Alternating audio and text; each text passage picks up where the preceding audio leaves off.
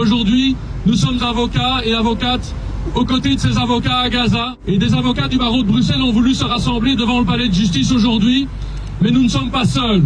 Les avocats du monde entier se réunissent et réclament la même chose que nous, à savoir le respect du droit international.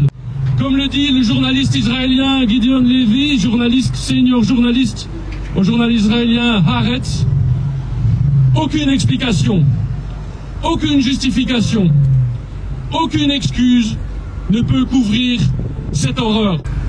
Et poursuit-il, ce serait mieux que la machine israélienne de propagande n'essaye même pas. Pas d'histoire du style, et je le cite, le Hamas est responsable de tout ça. Et pas l'excuse du Hamas qui se cache parmi les civils, ou de l'armée israélienne qui fait tout pour limiter la mort d'innocents. Il ajoute que l'horreur à cette échelle n'a d'autre explication que l'existence d'une armée et d'un gouvernement qui n'a aucune limite, ni légale, ni morale. Ce samedi encore, l'armée israélienne a bombardé une zone refuge de civils palestiniens gazaouis à Rafah, parmi lesquels une crèche d'enfants avec des dizaines de victimes.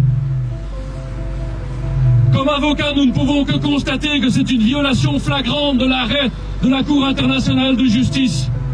Cet arrêt est un point de basculement pour nous, avocats et juristes du monde entier. Enfin, une instance judiciaire internationale a utilisé les mots qu'on utilise également à la FIDH. À la FIDH, on a pris position après de longues discussions du monde entier et ayons aussi un moment de modestie. Les juristes du monde entier, ce ne sont pas que les juristes du monde occidental, de l'Europe et des États-Unis. C'est les juristes du monde entier. Et la discussion n'a pas été simple. Et la résolution est arrivée au constat qu'un génocide est en cours à Gaza. Ce qui s'est passé ce week-end, ce qui se passe depuis cet arrêt, est en violation flagrante avec cet arrêt de la Cour internationale de justice.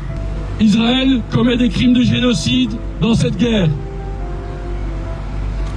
Et le dire ne fait pas de celui qui le dénonce un antisémite. C'est une insulte et c'est une honte de se faire traiter d'antisémite quand on réclame le respect du droit international.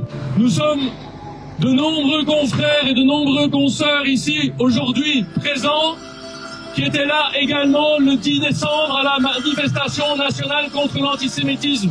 Traiter celles et ceux qui dénoncent les crimes qui se commettent aujourd'hui à Gaza en insinuant que c'est de l'antisémitisme, c'est relayer la machine de propagande du gouvernement israélien qui essaye de discréditer le messager sans répondre au message que nous véhiculons. Et ce message, c'est un cessez-le-feu, c'est l'arrêt des crimes, c'est la protection de tous les civils, c'est la libération des otages, c'est le respect du droit international.